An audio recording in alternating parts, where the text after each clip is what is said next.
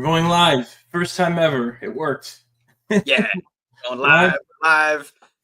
Instant Right reaction. there. That's what it's all about. I'm not a hat guy, but I do own this white Yankees hat. Let's go, baby. Let's go. I got hats. I got Yankee hats. You got Knicks hats. You got all that. Okay, Mike, it's not a competition, okay? It's not a competition. Jesus Christ. Oh, man. So, instant reaction to this. That was fun. This was a tremendous, and yes, the two games the Yanks won were kind of blowouts, but not really. I'll say this: the series as a whole was terrific. Yes. They were mostly competitive games. I mean, until the bottom of the eighth, this was a very tight game. It could have went either way tonight. Yeah, the Yankees got. I guess you could say they got lucky with the grand slam by Bellinger. So, but let me say this. Yeah, go ahead. One way to describe this series is poetry. Poetry, Mike. Okay, because think about what we have here. Okay, we had the guy who was supposed to be the last-minute oh shit replacement for Juan Soto hits a grand slam over Juan Soto. yeah, just out of his it was close. He could have caught that. In most stadiums, that's a fly out, but not a Yankee stadium. Nope. All right. Nope. Got lucky. But it's a good thing we were playing. It just so happens they play 81 games there, so it worked out. That's right. That's right. But think about it. You have the guys who were the replacements for Soto beat Soto tonight. Fried started the game. Yes. Goldie had an RBI in the eighth, and then Belly hit the grand slam. And Bellinger. The three guys who were like we'll see how this goes, just made the guy who made almost $1 billion playing baseball kind of look weak. Yeah, kind of. Well, it put him on the losing side for real. Yeah, I don't. The boos were coming down all week. I mean, I think after the first game, it's like, all right, we get it now. They really let it out on him on the first game. They turned their backs to him. He tipped his hat, Soto. I mean, he handled it pretty well. I have nothing really bad to say about Soto. I do, but we'll save that for another time. I'm disappointed he's gone. I'm down with all that, but I mean, he's a Met now, so I'm over it, and the Yankees got their guys. They're all coming through, like you said tonight, and everybody came through. The weird thing tonight, so two things that bum me out in this game is bases loaded, 2 outs, and Volpe on 3-0 count strikes out. Twice he failed with the bases loaded tonight. Yeah, and Judge struck out right before Bellinger. And I'm not going to complain about Aaron Judge in a million years, but I do notice that he got walked in this game, and people walk him. But you could pitch to Judge. If there's any hole in his game, it's sometimes these big moments. It just is. He gets us this far, and then in these big moments, it feels like I feel he really wants to do well, and he's pressing. But because he swung at a bad pitch to strike out. So I don't know. I mean, he's not perfect. I'm not complaining. The guy's batting over. Well, it might be. You're not complaining while you actively shit on the guy. But I'm just noticing about him. That makes him human. And this is the baseball equivalent of the guy who's like, look, I'm not racist, but I really want that to shut up because I hate people ripping on Judge. He dropped the ball in the World Series as it comes through, and I really want him to do well in those. Yeah, until he gets the ring in October or one of these Octobers, there's always going to be that stank on him, unfortunately. So let's take a step back and let's really go kind of break down this series a little bit here. All right, Game 1. Okay, was the big Soto return, and like you mentioned, they turned the backs to him, booing him every time he went out to cover right field, which is funny. All right, then they didn't. I don't feel like Yankee fans really got their claws into him totally until the second game. Because remember, in the first game, yes, he did hit the final out, which was sort of funny, but he also got on base. I think every time he was at bat, he walked at least 3 times.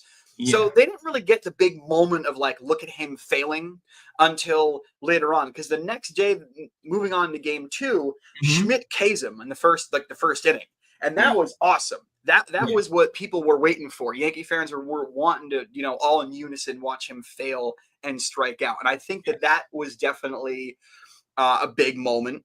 And then Game 2 was just like Game 3. It was very, very tight.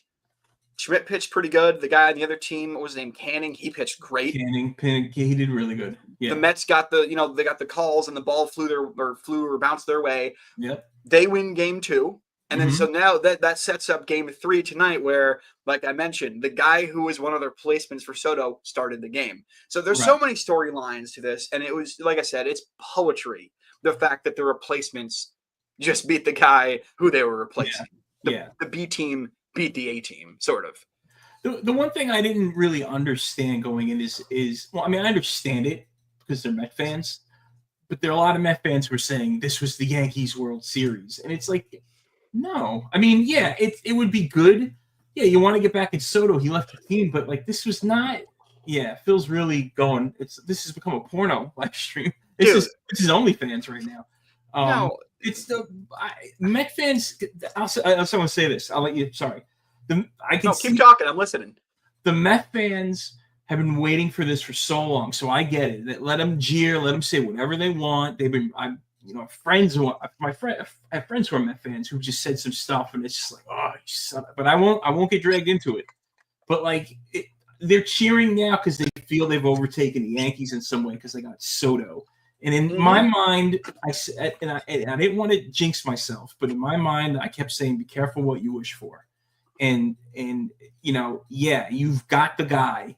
You got him for 15 years. He's one of the best players in modern history, and probably will go down in history as one of the best players. One of the best pure hitters I've ever seen. He's a joy to watch bat. Always gets on base. You forget what his average and his home runs look like this year, and best plate discipline I've ever seen. But like you got to dial it back. I know as Met fans, you've been stomped on. You've been the little brother for years, so this feels good. Enjoy it.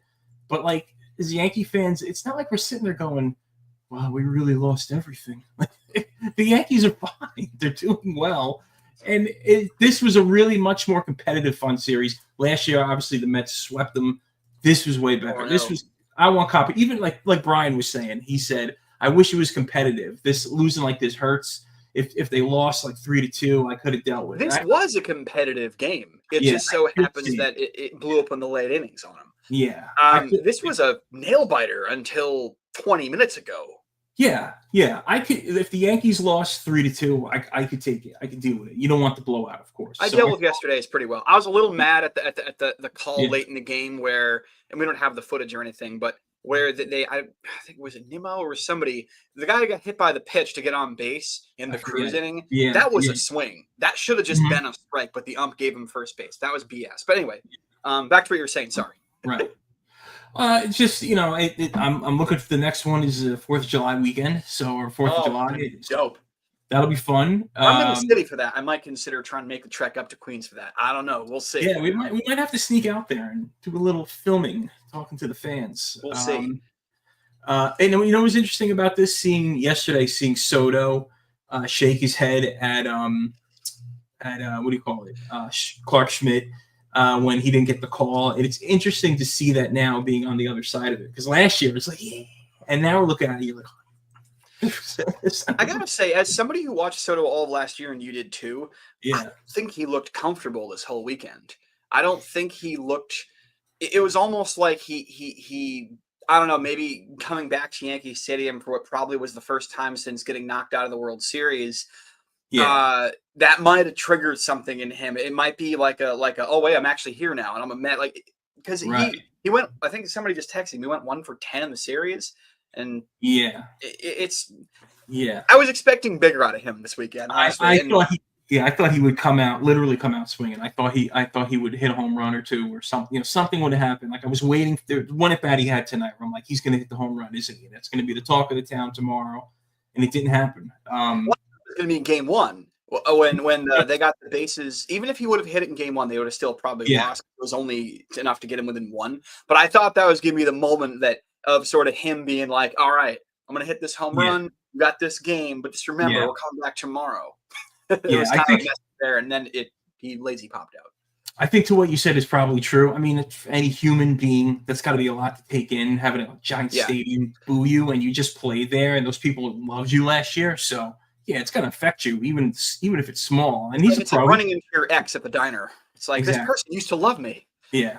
So, but I think he'll be much better when he's at Citi Field. He'll be a little more people rooting for him. So obviously he'll feel better. So, but you were right. We were saying before, not to.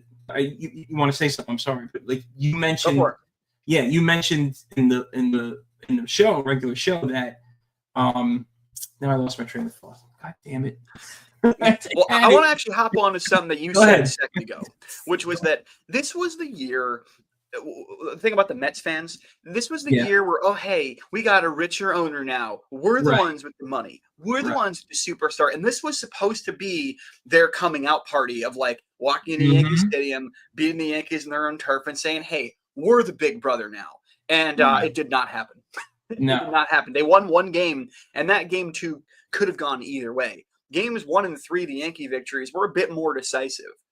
So this did not go as planned. And I don't know if you were watching the broadcast the last couple of days, but they did show Steve Cohen sitting by the Mets dugout a few times, and he didn't look all that happy. I mean, I don't know if somebody that rich experiences real emotions anymore. No. But yeah, he definitely wasn't smiling. I mean, I'm not ripping on the guy. I actually like Cohen. And have you been to Queens lately, by the way?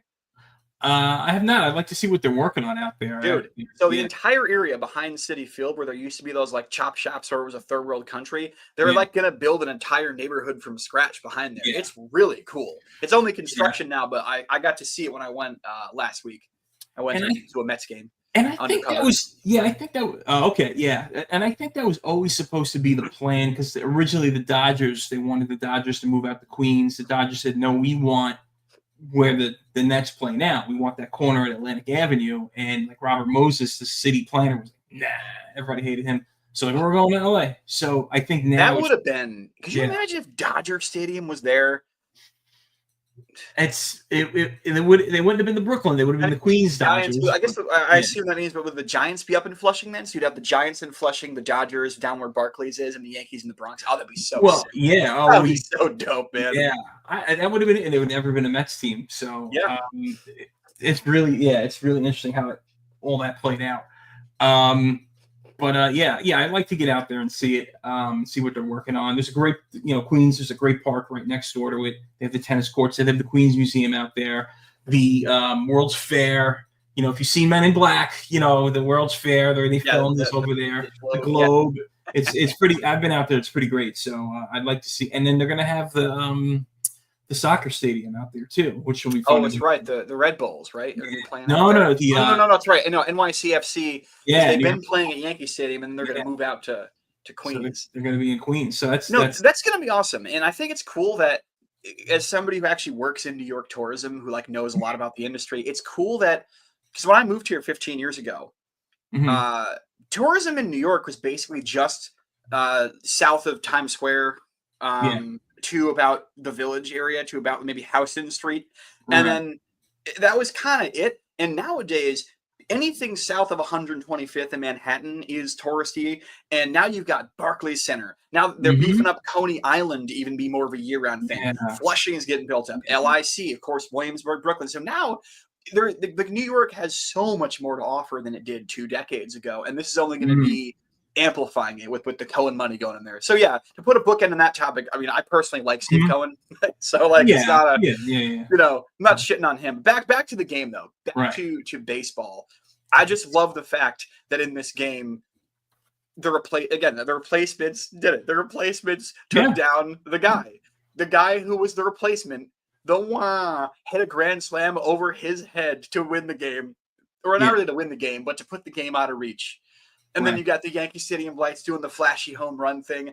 I wish I could know what was going through Juan Soto's head when that happened. Of like, oh fuck, Yeah, it would be interesting. It would be interesting to actually hear what a player honestly feels in those moments. Because they're always going to say the PC or the correct thing for the news, and like Derek Jeter when he hit his 3,000th hit, he's like, I've been lying to you guys all week. I've been a nervous wreck. But all week he was like, it's just a game. It's just a game. He always gave, him and Judge were the guys. That's why they're the captains, because they're always completely stoic and just gave the exact right answer, as opposed to, like the Tommy Pham type of answers, which I don't know if you're familiar with him, but I'm a big fan of his off the fan of Pham? Yeah. I'm a fan of Pham off the field, man. So as far as sorry, you go. Well, I was going to say, what you were talking about before, this whole thing about the Yankees, and the Mets now being Mets fans saying they're the big brother now. It's interesting. I grew up at a time where the Mets were the big brother in the 80s to the Yankees. The Yankees were horrible. And I went through that hell of the Yankees. I really wish I didn't watch it because I've lived it. But there was a documentary about the pre-World Series Yankees in the late 80s, early 90s when it was a total hellhole. Everybody hated Steinbrenner. They wanted him gone. He finally got banned for hiring a private investigator to dig up dirt on Dave Winfield, which ended up all that led directly to drafting Derek Jeter in a crazy turn of events because it got him suspended. The Yankees finally said, we're going to keep our minor leaguers instead of trading the Jay Buners of the world and the Fred McGriffs. But anyway, I grew up going through that. I went through the mud with the Yankees. So with them now being first, and it's been a really long time, I get it. It's like Nas has a line in one of his songs. I've been rich longer than I've been poor, I admit. So as a Yankee fan, we've witnessed success more than we've seen them fail. I totally get it. But my roots are in failing Yankees. So to me, it's like, no, they always have to win. They must stay winning. I've already dealt with the Mets being big brother. But I know most Met fans didn't. It's different. I totally get it. It's been a long time. Because I remember, Yeah. and you're just older enough than me that where I don't remember that, but also I have a much different perspective on that because I didn't grow up in the tri-state area. I'm from Connecticut, but I'm from like the East End, so I grew up in Boston territory. Right. So that was kind of the more pain in the ass thing growing up where I was at as far as a Yankee fan goes. But the interesting thing about the thing you're saying is the whole thing with like the, whose town is it, Mets or Yankees. I remember, do you remember the campaign about 10 years ago the Mets had where they were trying to sell t-shirts that said "Take Back New York"? No, that was like they had a thing, I forgot which season it was, where like they're trying to make the slogan "Take Back New York." Like they're trying to like do a callback to that era that you're mentioning. Like, hey, we have all these good players, we're good. It was probably right around the World Series years, or like the 14-15 era when the Mets were really good 10 years ago, where they're trying to say, like, hey, we're selling tickets again. We're really awesome. We're going to take back New York. And I remember asking dudes at work who were a lot older than me, like, hey, like, what's this take back New York thing? And I had these Mets fans going like, hey man, I know you weren't here in the 80s, but in the 80s, this was a Mets town. It was. Okay. And so I only hear about it. I only see videos of the Yankee Stadium when there's like only just people in kind of the infield seats and no one. You ever watch old highlights and there's just no one in the entire outfield seats and you're like, my God, that's insane. It always blows my mind to see that. I remember watching one Yankee, I forget what year it was. This is when they were on MSG, and there was a guy, all the Yankee Stadium sitting in the upper decks with a recorder doing his own play-by-play, making his demo reel. He was by himself. There was nobody out there. And that's what you were able to do back then. Now, we've sat in those nosebleed seats, and it's pretty crowded, so. It's definitely, and not to totally change the subject, but I was there about 3 weeks ago. I was there with my girlfriend at Yankee Stadium, and we sat and like in field, we were in the outfield field level, so obviously it was crowded. And I was looking up at the outfield seats, and I realized something. And maybe you can speak to this more than me. I don't know. You know how there's like the outfield, sort of like the wing seats that are like the ones that are on the way outskirts, like past the foul pole back to where it like comes back towards center field again. Yeah. Those seats are usually fairly empty. And there's always like a few people who are just sitting there. There's always like one or two people who are just chilling in those empty sections. And I realized something. Those people are there because they want to be there. Yeah. Like they maybe it's social anxiety, maybe they hate people. And I realized, oh no, they literally do just want like an entire section to themselves where they can like be at the game, but also be away from people a little bit. It seems that way, yeah. It's like the antisocial seats. Yeah. Well, that's like when we went to the Knicks game. We sat at the very top of the stadium, and then like we had the whole section to ourselves. There was like a couple people here, and we had an entire row of bar stools to ourselves. We're like, this is fucking awesome. What's everyone? What is everyone beefing about? Yeah. Yeah. Why does everyone hate these seats? These seats are amazing. But so I don't know. That's kind of like I said. That's my next thing because I've sat all around the stadium at this point. My next thing is I gotta show my lady the bleacher creatures. Somebody made a reference to it on a show, and she's like, "What's that?" And I'm like, "Oh, you've never done."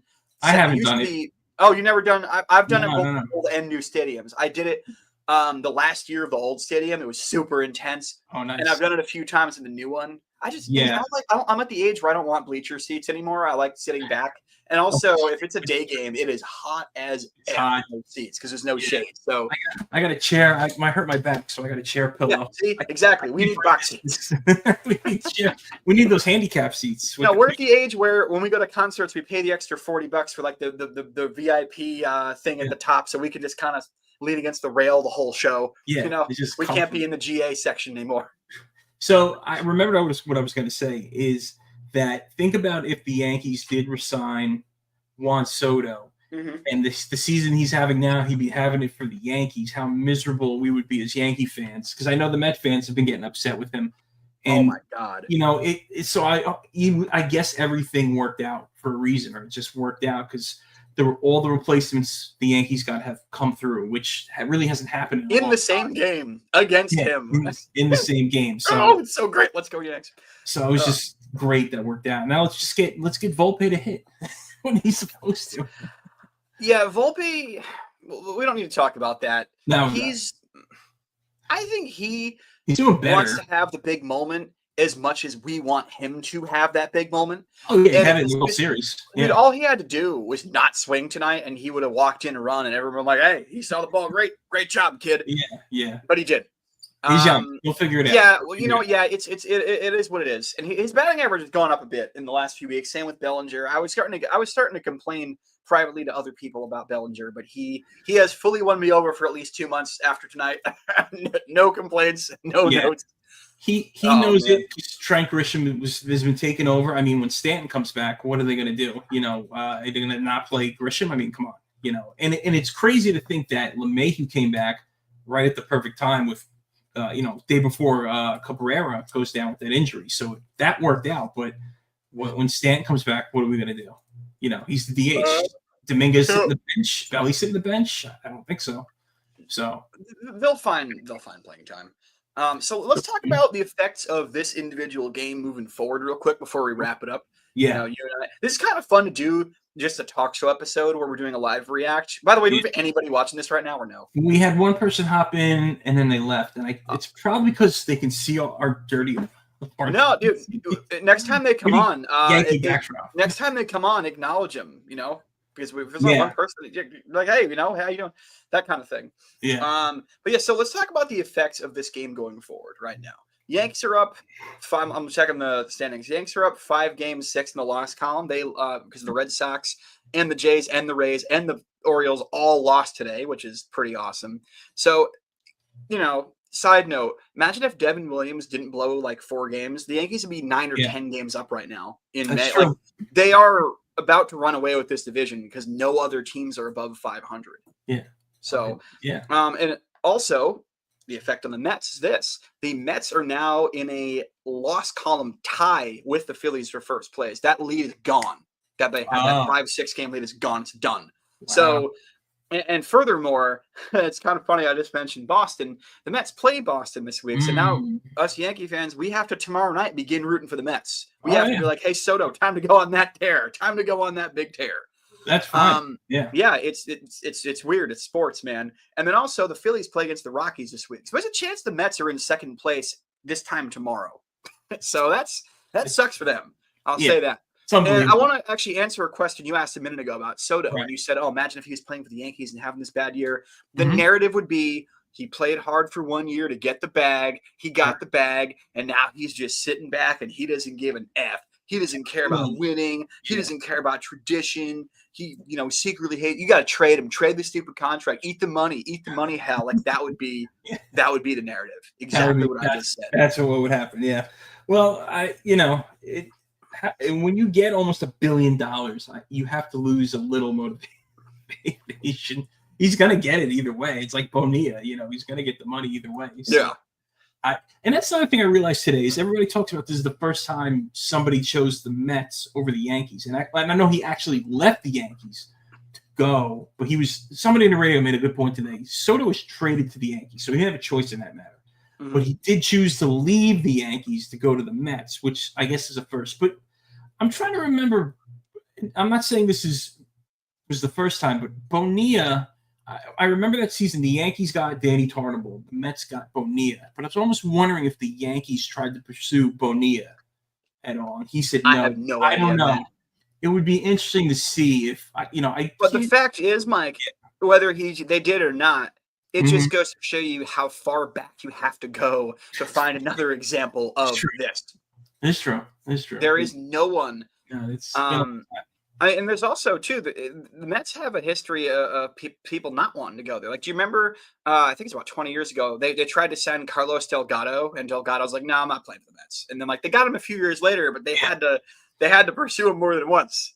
Yeah, A-Rod was supposed to go to the Mets, but he wanted too much, or they wouldn't. Will Ponson wouldn't give it to him, or something like that. Well, all that's out the window now with Cohen, because Cohen doesn't. I mean, he's shown that he doesn't care. And again, I like Cohen. I respect him. I think it's hilarious that he literally is he bought a baseball team, then bought the neighborhood next to it, and it's like, I'm going to make all this better. That's amazing, you know. He's got money to spend. He's a fan of the team. He invests in the team. I mean, I remember I went to a Met game, and I sat in the outfield bleachers or whatever at Citi Field, and the outfielders were wearing numbers 16, 17, and 18, and it was disgraceful. And I called Steve Summers, and I was mad, and I'm like, I'm a Yankee fan, and I'm seeing, this is a disgrace. Those guys are New York legends. You got to retire their numbers, because the Mets they never really retired. They only retired 4 numbers or something. And they finally did with Cohen. He's investing in team pride, which is something the previous ownership, they cared more about the Brooklyn Dodgers than the Mets. That's why it makes it funnier, all the funnier, what happened tonight. The big boy with the money came in, got the big player, and the guys that the scraps the Yankees had to get to try to replace him and appease the fan base, beat him right in front of him on national television. Yeah. It doesn't get any better than that, honestly. Poetry, man. This series was poetry. Because remember, Game 1, you had Soto with a lazy pop fly to end the game. Game 2, if you're a Mets fan, you liked it because Aaron Judge struck out to end the game. You have to like that if you're a Judge and a Yankee hater. And then Game 3, of course, we already mentioned Bellinger hit the grand slam. So it was Belly. This season, poetry, baby, poetry. If John Sterling hung on for one more season, just imagine the home run calls, belly to belly. Because that was always back to back, belly to belly. Back home runs, but. Now you got Bellinger and then all the game against the Brewers at the beginning of the year. Just think of the nicknames he could have had for some of the guys. Goldschmidt, he's the shit. Okay, that's no, John Sterling wouldn't have said that. I'm not saying he's a gold digger. Something. But he ain't messing with no broke gentleman. Yeah, there we go. And Brian, actually, John Sterling is old enough to he probably would just do the word and be like, "What? Well, am I allowed to say that word in the air anymore?" Yeah, he's John Sterling. I was going to say, and by the way, Brian is not on this call, not because the Mets lost. He's very he had to get to bed. He's very tired. That's the honest truth. He was sending us rage texts like a minute before we got on. Yeah. You know what? I mean, we're not going to try to force him to come on. I don't feel that bad, but at the same time, I'm not a Met fan, so yeah, it's pretty funny. I'm sorry. It is. It's just this night. This is poetic justice if you're a Yankee fan and you had to live through the whole drama of the offseason in Soto, teasing your team and then visiting this team and visiting that team and then signing with your crosstown rivals. This is a beautiful night. This has been a great weekend. The Knicks knocked out the Celtics and the Yankees. Yeah. Won 2 out of 3 against Juan Soto and the Mets. This has just been a tremendous weekend. It dawned on me earlier in the day, Friday, of how bad a night Friday could be leading into the weekend if the Knicks lost in the end. Oh, yeah. That could have gone. Yeah. If the Celtics came out, forced a Game 7, beat the Knicks by 25 in their own house, and Juan Soto hits 2 jacks, and the Mets win 10-2, that could have been a much different mood. Yeah. But it wasn't. So, hey, you know what? Aside for the Mets, it was a good weekend for New York. The Liberty got their rings. Breanna Stewart threw out the first pitch. We'll throw that in there. And the transit strike ended today after going on strike Friday. That's a bit of a local reference, but yeah. Should we give explaining that, or so New Jersey Transit? If a lot of us, like myself, have to commute into the city because New York and New Jersey are like brother and sister states. They're practically like one state. So a lot of people commute into New York because New York is too freaking damn expensive for the average person to live anymore. So everybody moves to Jersey or the surrounding area, and we have to take the buses or the trains in, and New Jersey transit people went on strike. So that was Friday, and everybody was not looking forward to the hell that is a Monday morning commute without buses and trains and so on. Well, no, I think the buses are still running, right? It's just it's like the train engineers or something are the ones on strike, I think. Well, maybe that's I think that's what it is. But I think the PATH is still running, I guess, because the PATH is different union or something. I don't know the specifics of it. Yeah, nobody. They didn't even want to deal with the Monday down, so they're like, let's just end this today. I hope. So I hope they paid them what they asked for. Oh, dude, I'm a union boy. I hope they got everything they asked for and then some. And it's just expensive here. Yeah. I hope they got free fucking bottles of wine and a fucking hand job from the fucking from each city. I don't care. It's not enough people have an appreciation for the type of infrastructure we have on the East Coast, because this is the only part of the country where you can even do that.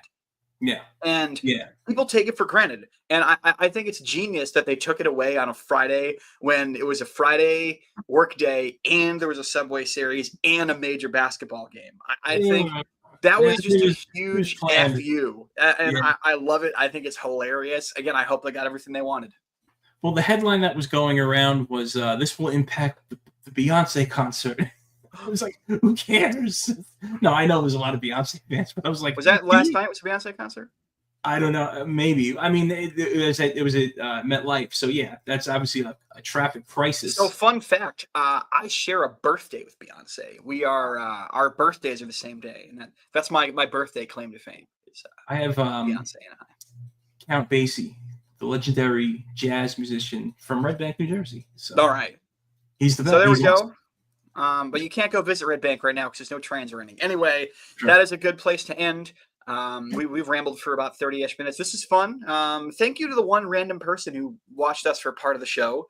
And for those of you who are and also, hey, for those of you who are randomly finding us, thank you. We've gotten some views lately, and so the algorithm's starting to finally show us some love. Maybe because we're showing less brawls and dropping less racial slurs or whatever the case is. But no, this is fun. Yeah, I mean that's a you problem. I barely even use the upload of this show. That's true. Don't loop me in. No, I'm just kidding. Mike, the hardest drug he's ever done is Tylenol. That's how that goes. Anyway, I grew up in Mr. Mike, this has been fun. It's been a great weekend. We should do more of these live reacts, man. I like these. We should have done one for the NFL draft, but we didn't. And any other big series we can. We're definitely going to do some for the Knicks this week. I think that's a great idea because I'm usually up late. And if I'm home or whatever, I'll hop on. We can do it. It'll be a good time, man. So, hey, I'll talk to you soon, man. All right. Later. All right. Peace.